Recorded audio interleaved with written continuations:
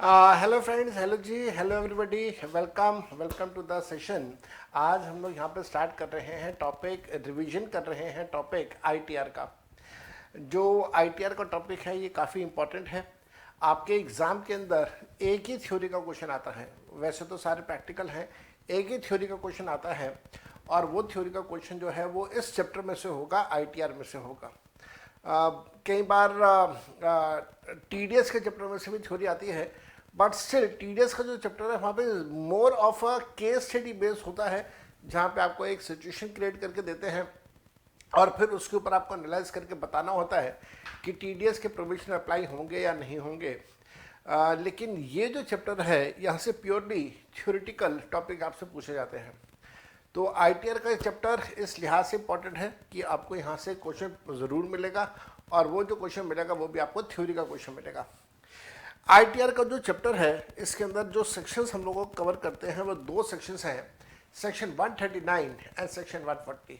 कुछ और भी हैं जो कि इसी की फैमिली में है, बट प्राइमरली दो मेन सेक्शंस हैं, सेक्शन 139 एंड सेक्शन 140। आईटीआर का फुल फॉर्म मैंने आप लोगों को दिया हुआ है, that is your income tax return. Income tax return का मतलब ये नहीं है कि सरकार हमें टैक्स का पैसा वापस कर देगी, बिल्कुल भी नहीं। यहाँ पे इनकम टैक्स रिटर्न का मतलब है एक ऐसा डॉक्यूमेंट जिसमें हम लोग अपनी इनकम्स की डिटेल्स, अपने एक्सपेंसेस की डिटेल्स, अपनी टैक्स लायबिलिटी की डिटेल्स हम लोग सरकार को दे रहे हैं। That is what we call as return. और रिटर्न के अंदर हम लोग क्योंकि अपनी इनकम टैक्स से जुड़ी सारी चीज़ों की डिटेल्स दे रहे हैं, that is why you call it as an income tax return.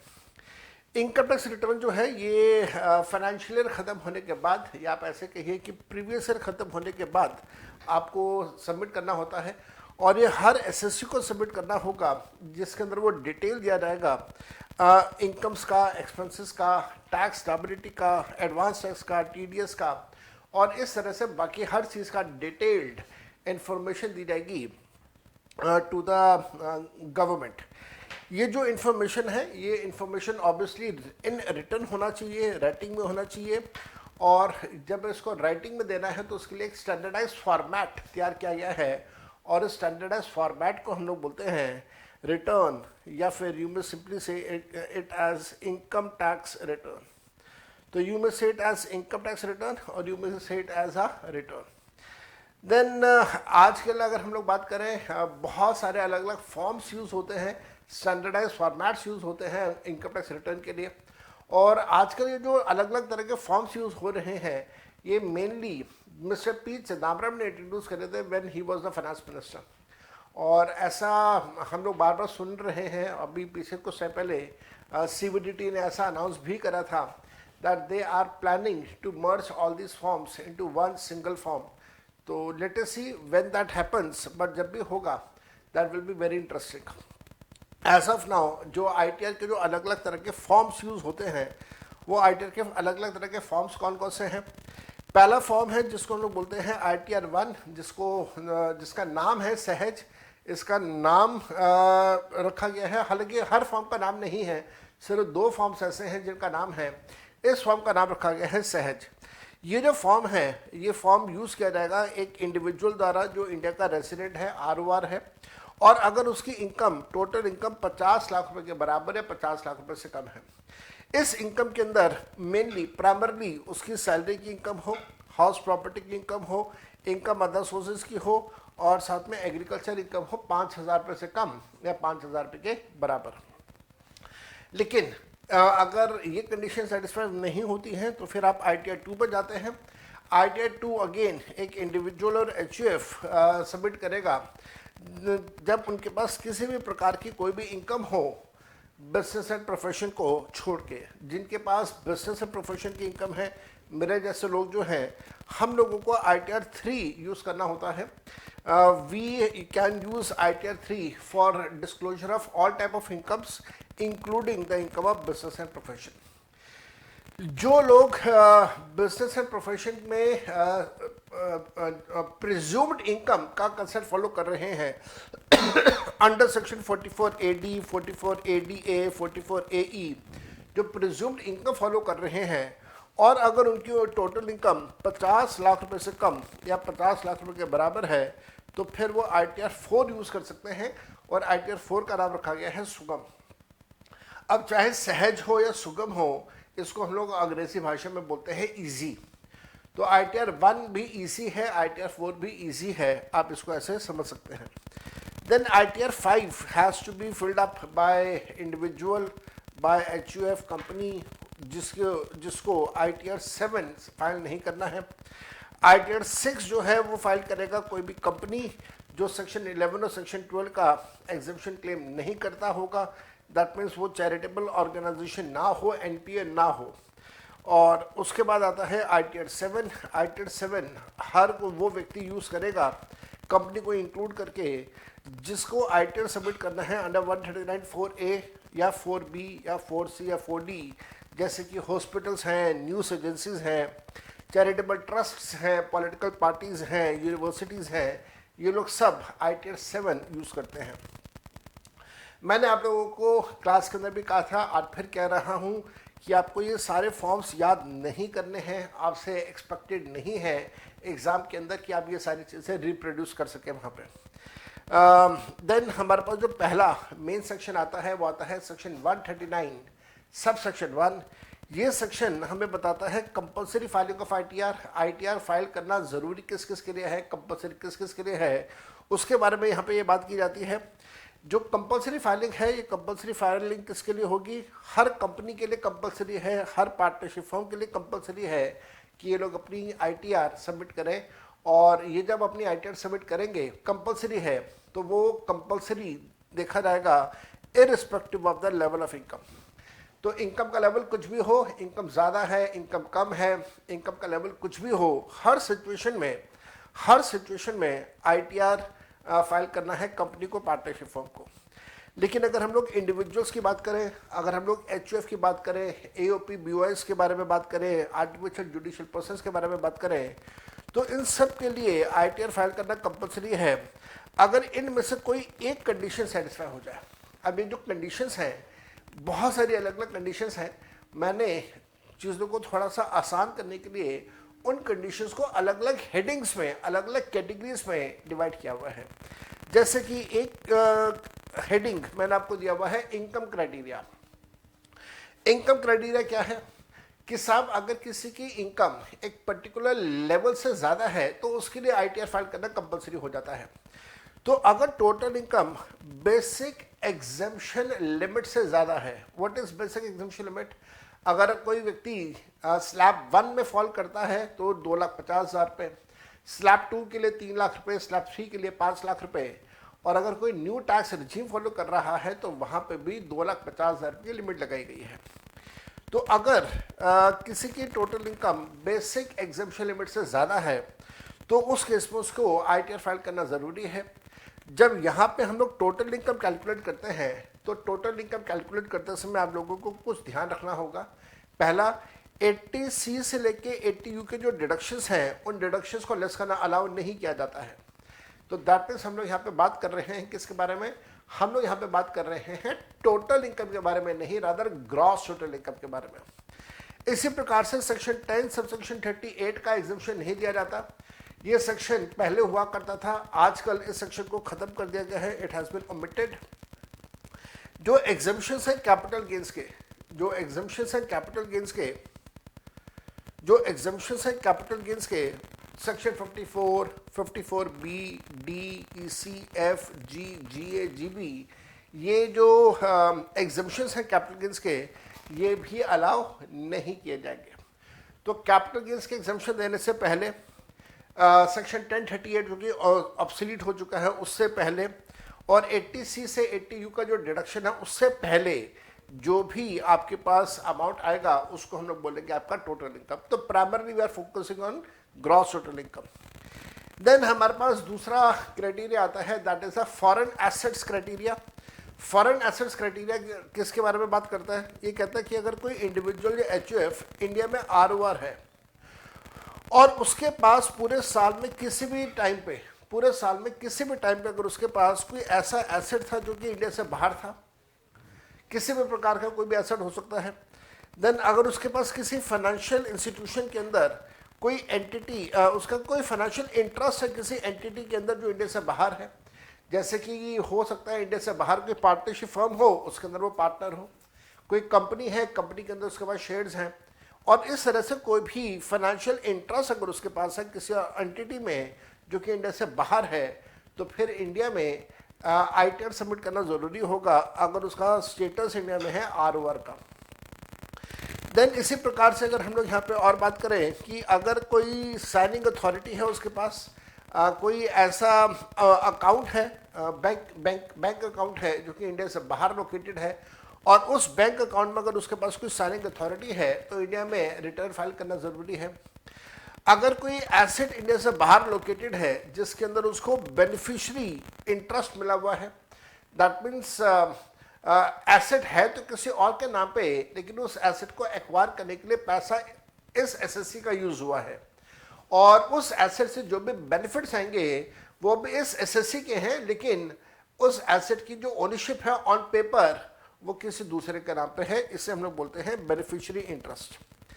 Then इसी प्रकार से अगर किसी फॉरेन एंटिटी के अंदर फाइनेंशियल इंटरेस्ट है और वो उसका बेनिफिशियरी है, अगेन जैसे मैंने कहा कि फंडिंग एसएससी की है लेकिन जो अकाउंटिंग है वो किसी और के नाम पे हो रही है, तो इसको हम लोग बोलते हैं बेनिफिशियरी इंटरेस्ट। देन हमारे पास जो थर्ड क्राइटेरिया है that is what we call as an economic criteria या फिर एक्सपेंडिचर क्राइटेरिया।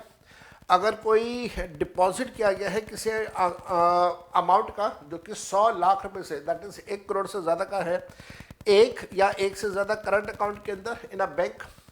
इसी प्रकार से अगर आपने कोई अमाउंट खर्च किया है एग्रीगेट में 2 लाख रुपए से ज़्यादा ऑन अ फॉरेन ट्रैवल, वो फॉरेन ट्रैवल आपका अपना फॉरेन ट्रैवल हो सकता है, किसी दूसरे का फॉरेन ट्रैवल हो सकता है, तो इसका मतलब ये होगा कि आप किसी के फॉरेन ट्रैवल को स्पॉन्सर कर रहे हैं तो भी आपके लिए ITR फाइल करना ज़रूरी है।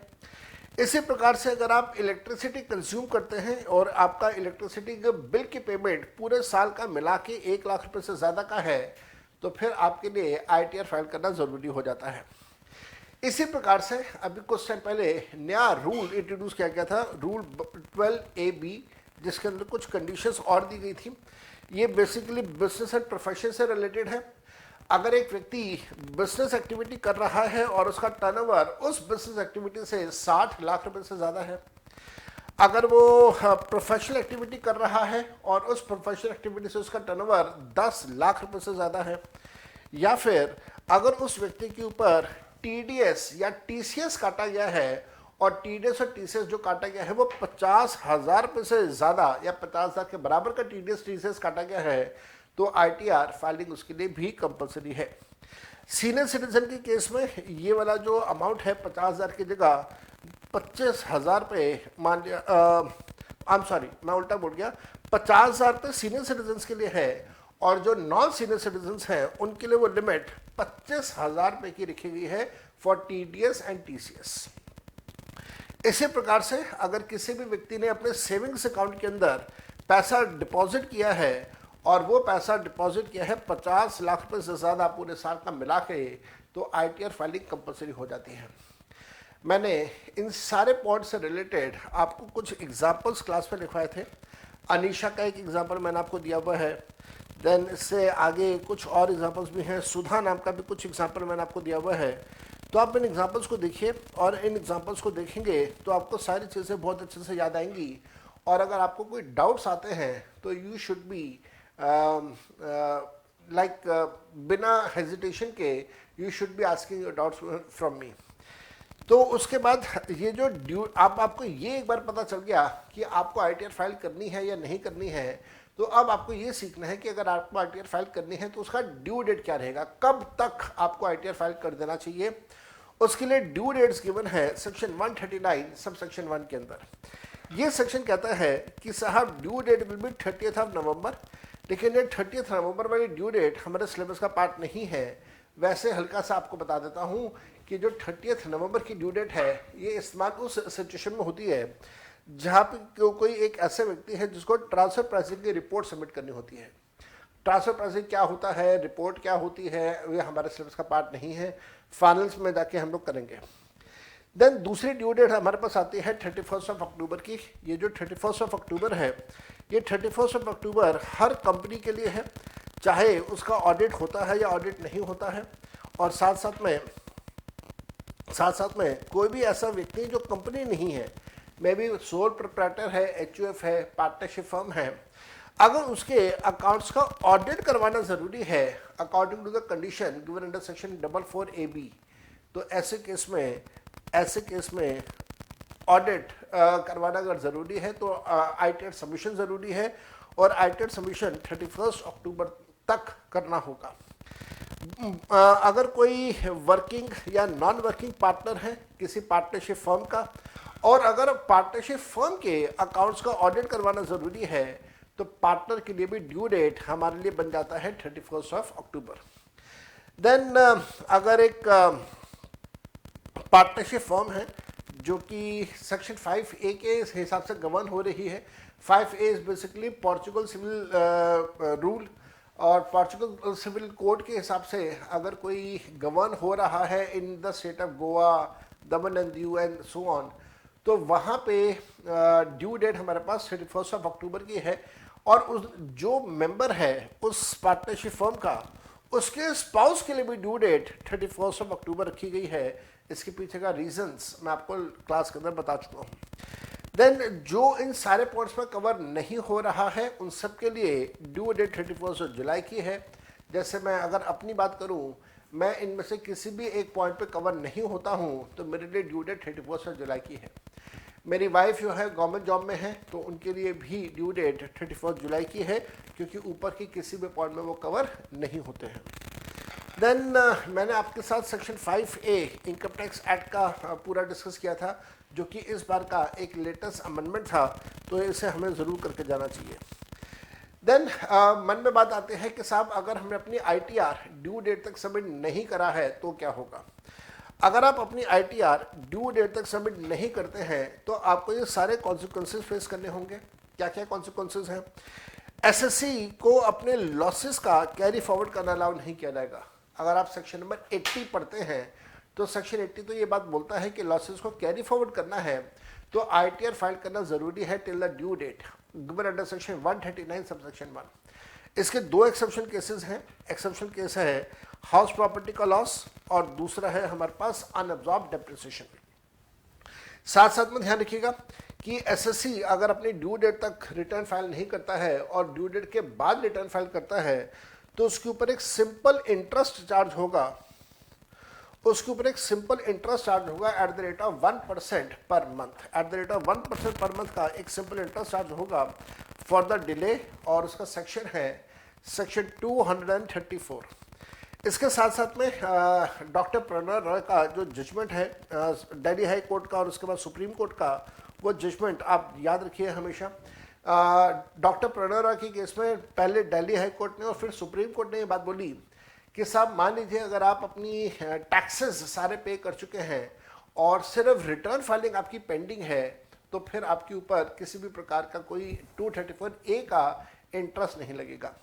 रीज़न ये दिया गया था कि साहब अगर आपके सारे टैक्सेस ऑलरेडी पे हो चुके हैं तो इंटरेस्ट कैलकुलेट किस अमाउंट के ऊपर करोगे। तो that is the reason if all taxes have been paid but only return filing is pending, then 234A का इंटरेस्ट कैलकुलेट नहीं होगा। डॉक्टर प्रणय रॉय का जजमेंट है। देन एक व्यक्ति जो अपनी ITR ड्यू डेट तक सबमिट नहीं कर रहा है उसके ऊपर एक प्रकार का लेट फीस या पेनल्टी चार्ज किया जाता है। ये लेट फीस और पेनल्टी कितना है? ये लेट फीस और पेनल्टी है 1000 रुपीज़ का अगर इनकम टोटल इनकम 5 लाख रुपए या 5 लाख रुपए से कम है। ये टोटल इनकम है, ये जो टोटल लेट फीस है वो है 5000 रुपये की अगर टोटल इनकम 5 लाख रुपए से ज़्यादा है। साथ साथ में ध्यान रखिएगा अगर ड्यू डेट तक आपने अपनी ITR सबमिट नहीं करी है तो एक व्यक्ति को अपना new tax regime section 115 BAC का फॉलो करना अलाउ नहीं किया जाएगा। सेक्शन 139 सब सेक्शन 3 के साथ में अगर हम लोग रूल नंबर सेक्शन नंबर 80 को पढ़ें तो हमें ये समझ आता है कि किसी भी प्रकार के लॉसेस को अगर आपने कैरी फॉरवर्ड करना है, याद रखिएगा सेटअप तो हो जाएगा, सेटअप में कोई रिस्ट्रिक्शन नहीं है, रिस्ट्रिक्शन कैरी फॉरवर्ड करने पे है। अगर आपने लॉसेस को कैरी फॉरवर्ड करना है तो उस सिचुएशन में आपको अपनी आईटीआर ड्यू डेट तक सबमिट करना ज़रूरी होगा। अगर आप अपनी आईटीआर ड्यू डेट तक सबमिट नहीं करते हैं तो आप अपने लॉसेस को सेट ऑफ तो कर पाएंगे, कैरी फॉरवर्ड नहीं कर पाएंगे। ये वाला जो रूल है ये कौन कौन से लॉसेस के लिए है? ये सभी प्रकार के लॉसेस के लिए है, दो को छोड़ के। कौन कौन से लॉसेस? बिजनेस एंड प्रोफेशन के लिए है, स्पेकुलेटिव लॉस के लिए ये है, कैपिटल गेन्स के लिए है, owning and maintaining of race horses के लिए है, और लॉस ऑफ स्पेसिफाइड बिजनेस के लिए भी यही प्रोविजन अप्लाई होता है। लेकिन हाउस प्रॉपर्टी और साथ साथ में अनअब्जॉर्ब डेप्रिसिएशन के लिए ये प्रोविजन अप्लाई नहीं होता। कहने का मतलब ये है कि आप हाउस प्रॉपर्टी लॉस और अनअब्जॉर्ब डेप्रिसिएशन को कैरी फॉरवर्ड कर पाएंगे इवन दो आपने अपनी आईटीआर ड्यू डेट के बाद सबमिट करी है। देन हमारे पास आता है section 139 sub section 4 that is related to belated ITR. Belated का मतलब होता है कोई ऐसा काम जो एक पर्टिकुलर डेट के बाद आप कर रहे हैं। तो अगर आप ड्यू डेट के बाद अपनी रिटर्न सबमिट कर रहे हैं तो उसको हम लोग बोलते हैं बिलेटेड आईटीआर। जो बिलेटेड आईटीआर है ये आप सबमिट कर सकते हैं ड्यू डेट के बाद। कब तक? ड्यू डेट के बाद आप सबमिट कर सकते हैं असेसमेंट ईयर में 31 दिसंबर तक। तो असेसमेंट कंप्लीट होने से 3 महीने पहले तक आप अपनी आईटीआर सबमिट कर सकते हैं, दैट इज 31 दिसंबर तक आप कर सकते हैं। या फिर अगर आपके इनकम टैक्स डिपार्टमेंट ने उससे पहले आपकी असेसमेंट कर दी है, अगर डिपार्टमेंट ने उससे पहले असेसमेंट आपकी कर दी है तो फिर असेसमेंट की जब तक कंप्लीट हो रही है वहाँ तक आप अपना आईटीआर सबमिट कर सकते हैं बिलेटेड। इसके साथ में जो हमारे पास बिलेटेड आईटीआर के लिए कॉन्सिक्वेंसेस हैं वो कॉन्सिक्वेंसेस सारे के सारे वही हैं जो अभी हम लोगों ने यहाँ पे कॉन्सिक्वेंसेस करे थे। जो यहाँ पे भी हमने कॉन्सिक्वेंसेस कर रहे थे आईटीआर ड्यू डेट तक फाइल ना करने के लिए कॉन्सिक्वेंसेस, वही कॉन्सिक्वेंसेस आप यहाँ पे रिपीट कर देंगे A, B and C and D पे।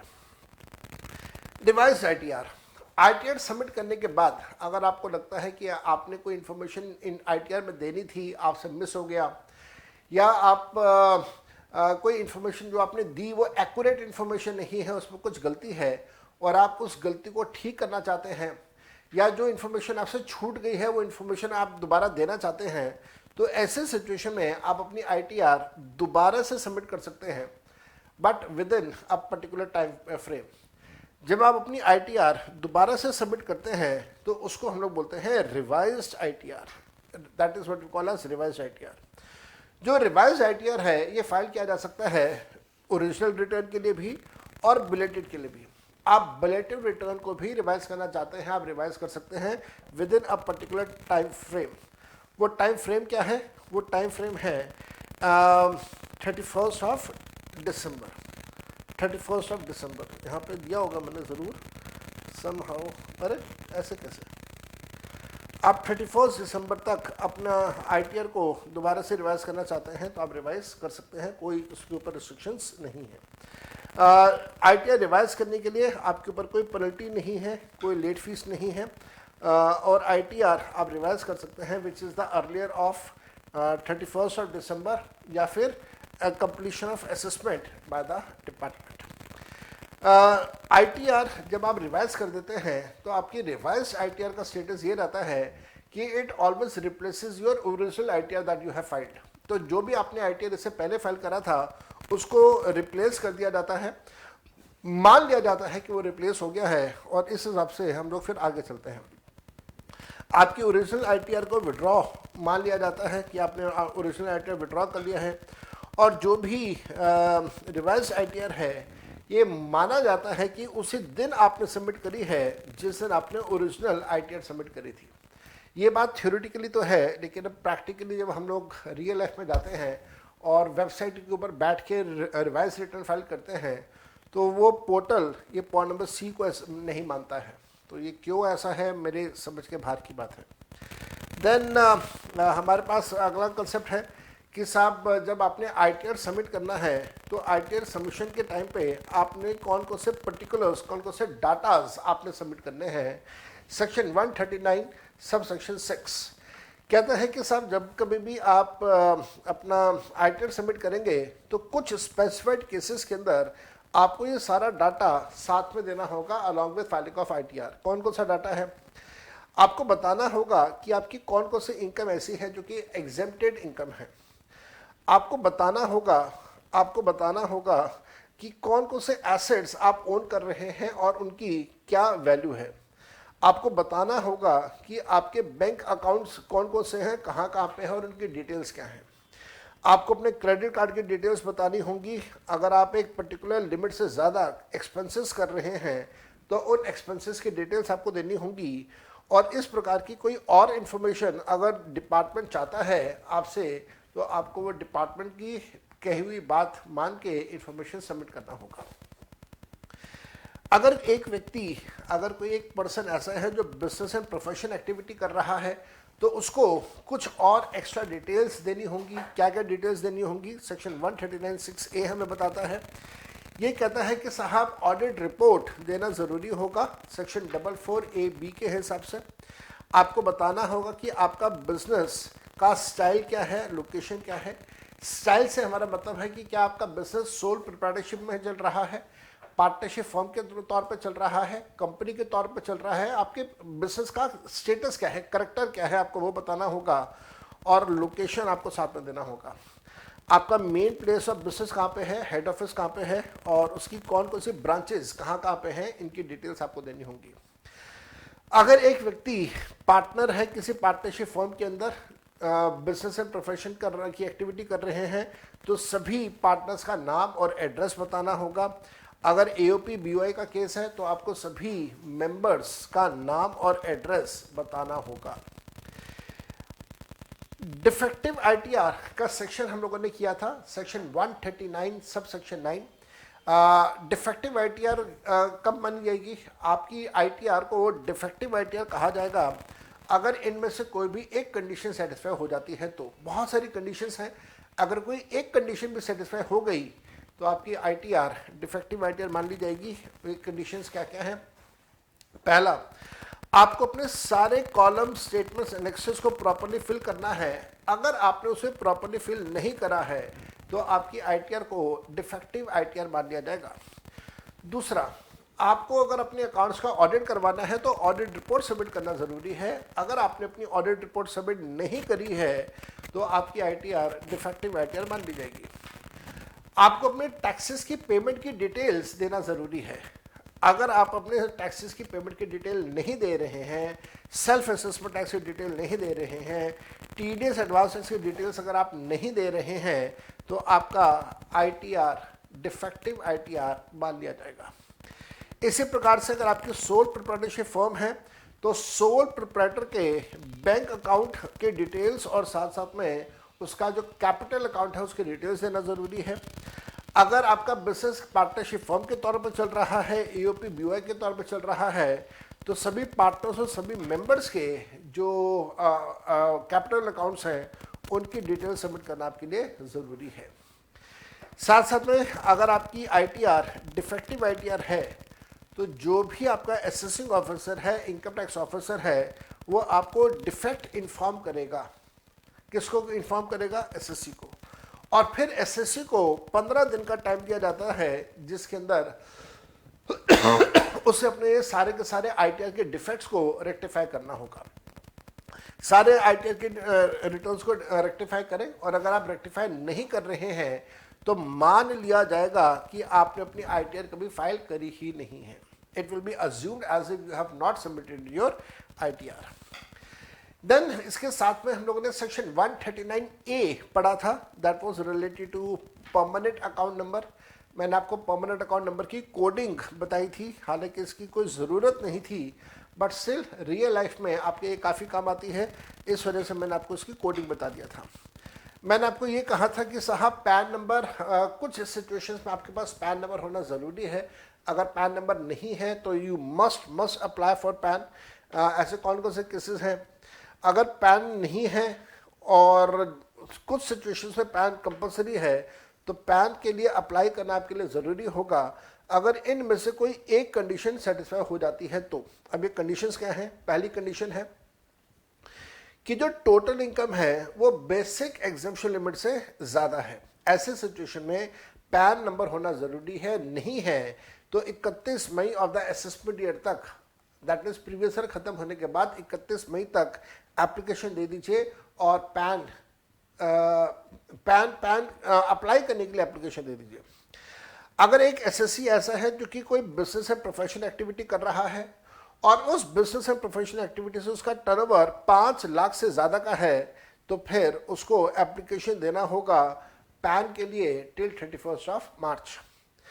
अगर कोई चैरिटेबल ट्रस्ट है या अदरवाइज कोई ट्रस्ट है जिसके पास पैन नंबर होना ज़रूरी है लेकिन पैन नहीं है, और तो फिर उस ट्रस्ट को 31 मार्च तक एप्लीकेशन देना होगा पैन अप्लाई करने के लिए। देन अगर कोई व्यक्ति इंडिया का रेसिडेंट है, इंडिविजुअल्स को छोड़ के, अगर कोई एक व्यक्ति इंडिया का रेसिडेंट है और वो अगर किसी प्रकार की कोई फाइनेंशियल ट्रांजैक्शन कर रहा है 2,50,000 रुपये से ज़्यादा की, तो उसके पास पैन नंबर होना ज़रूरी है। अगर पैन नंबर नहीं है तो 31 मई तक पैन नंबर के लिए अप्लाई करना ज़रूरी है। 31 मई किसका? असेसमेंट ईयर का। इसी प्रकार से अगर कोई ऐसा व्यक्ति है जिसके पास पैन होना ज़रूरी है लेकिन पैन नहीं है, लेकिन उसके पास आधार है, तो वो अपना आधार सबमिट कर सकता है in lieu of PAN. In lieu of PAN का मतलब पैन की जगह आप अपना आधार सबमिट कर सकते हैं।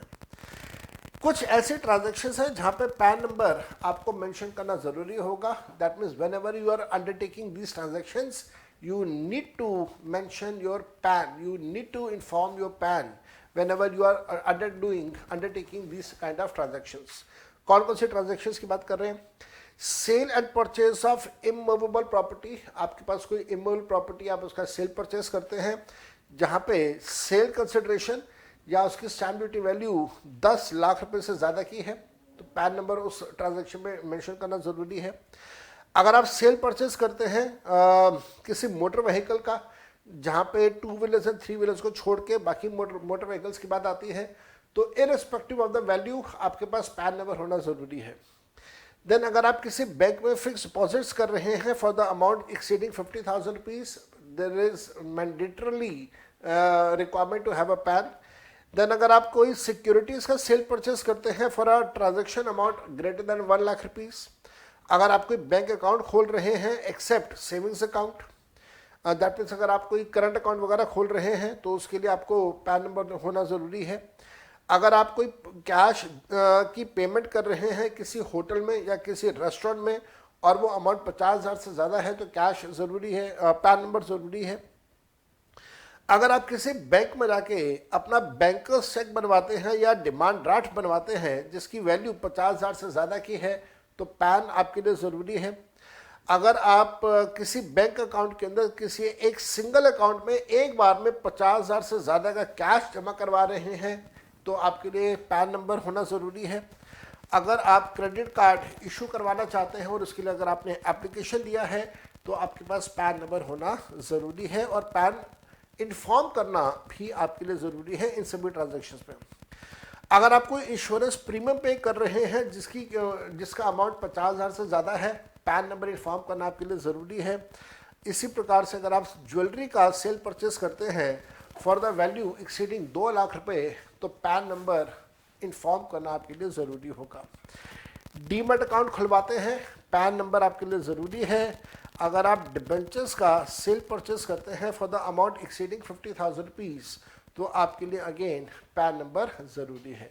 अब मैंने आपको ये बहुत सारी ट्रांजैक्शन लिखवाई हुई हैं, मैंने आपको 13 ट्रांजैक्शन लिखवाई हुई हैं।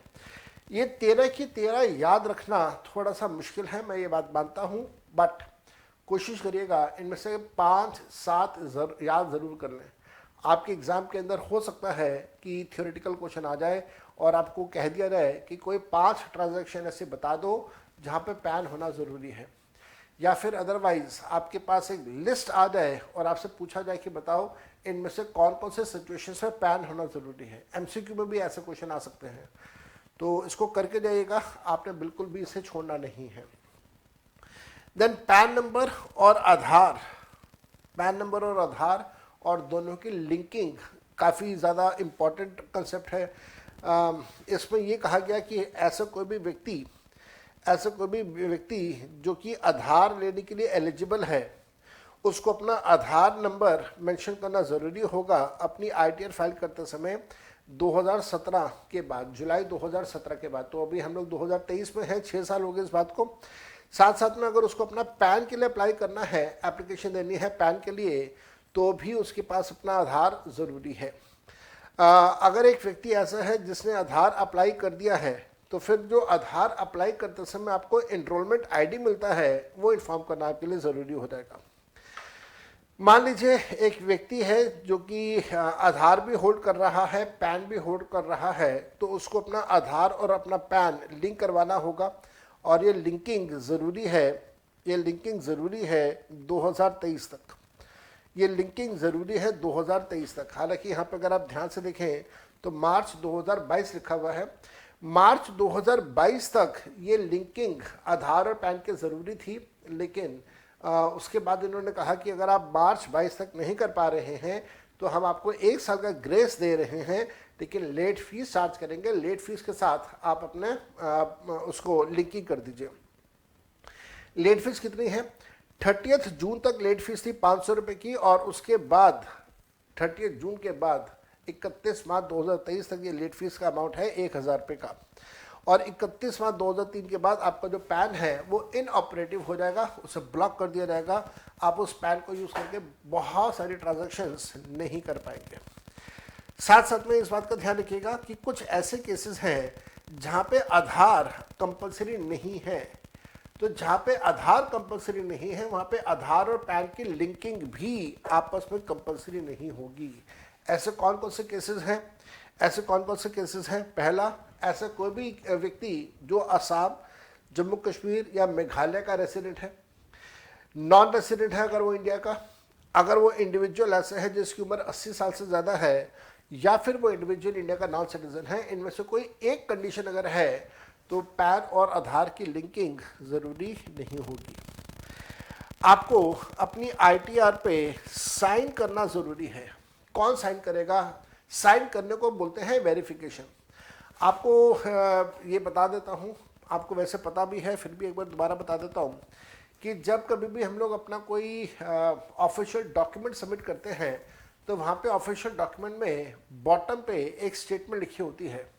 स्टेटमेंट कुछ इस प्रकार से होती है: I Jaspreet Singh Johar, son of Shri Kuljit Singh Johar, resident of Delhi, या रेसिडेंट ऑफ अपना पूरा address and then Delhi, do hereby certify that कि information given above is true to best of my knowledge and belief. और उसके बाद फिर आप अपना साइन करते हैं, डेट डालते हैं, कौन सी लोकेशन पे आप हैं वो आप लिखते हैं, और इस तरीके से आप एक डिक्लेरेशन देते हैं। ये जो डिक्लेरेशन है, इस डिक्लेरेशन को हम लोग बोलते हैं वेरिफिकेशन। तो आपके ITR के बॉटम में भी इस प्रकार का डिक्लेरेशन होता है, उसको हम लोग बोलते हैं वेरिफिकेशन। नाउ ये जो वेरिफिकेशन है, ये वेरिफिकेशन कौन कौन करेगा? इंडिविजुअल है या कोई सोल प्रोप्राइटर है तो वो इंडिविजुअल खुद वेरीफाई करेगा अपनी ITR को। मान लीजिए अगर इंडिविजुअल एब्सेंट है इंडिया में है ही नहीं, तब भी वो खुद ही इसको वेरीफाई करेगा। और अगर वो खुद नहीं कर पा रहा तो कोई दूसरा व्यक्ति जो उस इंडिविजुअल के बिहाफ पे पावर ऑफ अटॉर्नी होल्ड कर रहा है वो वेरीफाई करेगा। देन अगर इंडिविजुअल है, सोल प्रोप्राइटर है, इंडिविजुअल है और वो मेंटली अनफिट है, तो उसके जो लीगल गार्जियंस हैं वो ITR को साइन करेंगे। अगर इंडिविजुअल की डेथ हो जाती है तो उसके जो लीगल हेयर्स हैं जिनके पास कोई पावर ऑफ अटॉर्नी है वो ITR को साइन कर देंगे, वेरीफाई कर देंगे। लगभग 1 साल पहले, थोड़ा सा ज़्यादा हो गया टाइम, मेरे फादर की डेथ हुई थी। तो उनके डेथ के बाद फिर मेरे को अपना एक सर्वाइविंग सर्टिफिकेट बनवाना पड़ा लोकल अथॉरिटी से, MCD से। और being a legal survivor of my father, being a legal heir of my father, मैंने अपने फादर की ITR वेरीफाई करी थी। साथ साथ में अगर एक हिंदू अनडिवाइडेड फैमिली है तो हिंदू अनडिवाइडेड फैमिली का जो कर्ता होगा वो रिटर्न को वेरीफाई करेगा। अगर कर्ता एब्सेंट है तो फिर कोई और दूसरा अडल्ट मेंबर जो फैमिली का होगा वो उसको वेरीफाई कर देगा। अगर कर्ता मेंटली अनफिट है तो भी कोई दूसरा फैमिली मेंबर जो अडल्ट फैमिली मेंबर है वो उसको वेरीफाई कर देगा। कंपनी के केस में मैनेजिंग डायरेक्टर वेरीफाई करेगा। अगर मैनेजिंग डायरेक्टर नहीं है तो कोई दूसरा डायरेक्टर जो है कंपनी का वो आईटीआर को वेरीफाई कर सकता है। मान लीजिए अगर एमडी है ही नहीं कंपनी के अंदर तो आईटीआर वेरीफाई कर सकता है कोई भी पर्सन जिसको NCLT national company law tribunal अगर कोई अपॉइंट करता है या फिर कोई रेजोल्यूशन प्रोफेशनल होगा वो आईटीआर को साइन कर देगा। देन अगर कंपनी लिक्विडेशन में है, company is under the process of liquidation, तो जो भी लिक्विडेटर अपॉइंट हुआ है वो लिक्विडेटर आईटीआर को साइन करेगा। पार्टनरशिप फॉर्म की केस में आईटीआर साइन करने का काम मैनेजिंग पार्टनर का है, और अगर मैनेजिंग पार्टनर नहीं है, एब्सेंट है या कोई भी मैनेजिंग पार्टनर नहीं है तो फिर कोई भी दूसरा पार्टनर साइन कर सकता है, लेकिन वो दूसरा पार्टनर माइनर नहीं होना चाहिए। अगर हम लोग एलएलपी के बारे में बात करें तो एलएलपी के केस में जो डेजिग्नेटेड पार्टनर है दैट मीन्स वो पार्टनर जिसकी अनलिमिटेड लायबिलिटी है, वो पार्टनर जिसकी अनलिमिटेड लायबिलिटी है वो वेरीफाई करेगा। और अगर ऐसा व्यक्ति एब्सेंट है तो फिर जो भी नेशनल कंपनी लॉ ट्रिब्यूनल ने अपॉइंट किया है व्यक्ति एज अ रेजोल्यूशन प्रोफेशनल वो साइन करेगा। अगर हम लोग किसी लोकल अथॉरिटी के पॉइंट ऑफ व्यू से बात करें तो लोकल अथॉरिटी का जो भी प्रिंसिपल ऑफिसर है वो साइन करेगा। पॉलिटिकल पार्टी के केस में जो चीफ एग्जीक्यूटिव ऑफिसर है वो सिग्नेचर करेगा। एओपी बीओआई के केस में जो भी प्रिंसिपल एसोसिएशन प्रिंसिपल मेंबर है वो इसको साइन करेगा। एक कंसेप्ट हम लोगों ने किया था that was the concept of your self assessment tax section 140A।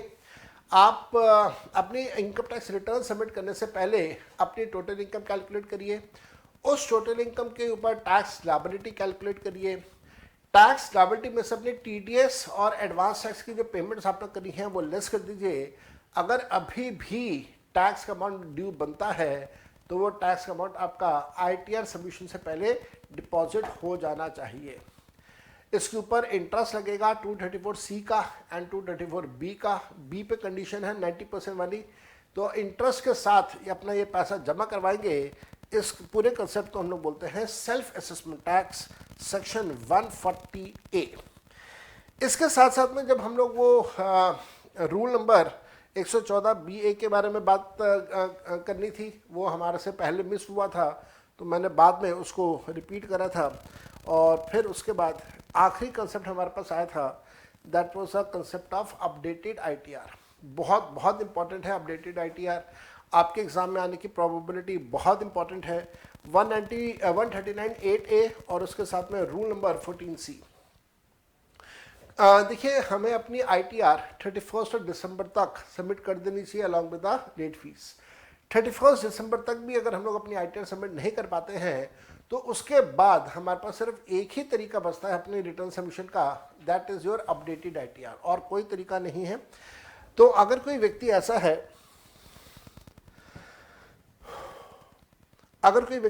है जिसने अपनी आईटीआर फाइल करी है या उसने अपनी आईटीआर फाइल नहीं करी है या उसने अपनी बिलेटेड या रिवाइज आईटीआर फाइल करी है, ऐसे सारे लोग अगर चाहें तो वो अपनी अपडेटेड आईटीआर भी फाइल कर सकते हैं। जो अपडेटेड आईटीआर है ये अपडेटेड आईटीआर कुछ केसेस के अंदर फाइल करना अलाउ नहीं किया जाएगा। ऐसे कौन कौन से केसेस हैं? पहला वो केस जहाँ पे आप अपने लॉसेस शो करना चाहते हैं ताकि आप लॉसेस को सेट ऑफ या कैरी फॉरवर्ड कर सकें, तो फिर उस केस में आईटीआर अपडेटेड आईटीआर अलाउ नहीं किया गया है। इसी प्रकार से ऐसा कोई भी सिचुएशन जहाँ पे आपकी टैक्स लायबिलिटी रिड्यूस हो रही हो, पहले के मुकाबले में आपकी टैक्स लायबिलिटी रिड्यूस हो रही हो, तो अपडेटेड आईटीआर फाइल करना अलाउ नहीं किया गया है। आपका अगर अपडेटेड आईटीआर फाइल करने के बाद टैक्स रिफंड बन रहा हो तो फिर अपडेटेड आईटीआर अलाउ नहीं किया गया है। इसी प्रकार से अगर आप अपडेटेड आईटीआर फाइल कर रहे हैं और आपने एडिशनल टैक्स जमा नहीं किया है तो फिर आप अपडेटेड आईटीआर सबमिट नहीं कर सकते हैं। Now what is this additional tax? ये एडिशनल टैक्स कितना है वो मैंने भी आपको बताना है। साथ साथ में जो अपडेटेड आईटीआर है, इस अपडेटेड आईटीआर के लिए नया फॉर्म है दैट इज आईटीआर यू, और ये जो आईटीआर यू है आप इसको फाइल कर सकते हैं, अपनी अपडेटेड आईटीआर के लिए। और आईटीआर यू का फॉर्म अभी उसकी जो यूटिलिटी है वो भी अभी कुछ दिन पहले CBDT ने लॉन्च कर दिया है। ITR-U वेरीफाई कौन करेगा?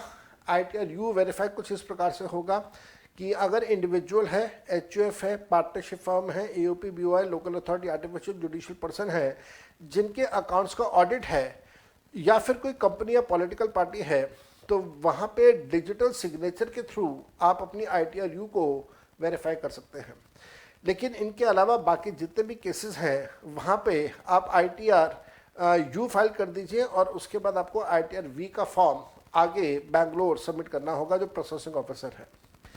जब एडिशनल टैक्स की बात होती है तो सेक्शन 140B हम लोगों ने वहाँ पर करा था कि एडिशनल टैक्स आपको कैलकुलेट करना होगा और बिना एडिशनल टैक्स के आप अपनी ITR-U सबमिट नहीं कर पाएंगे।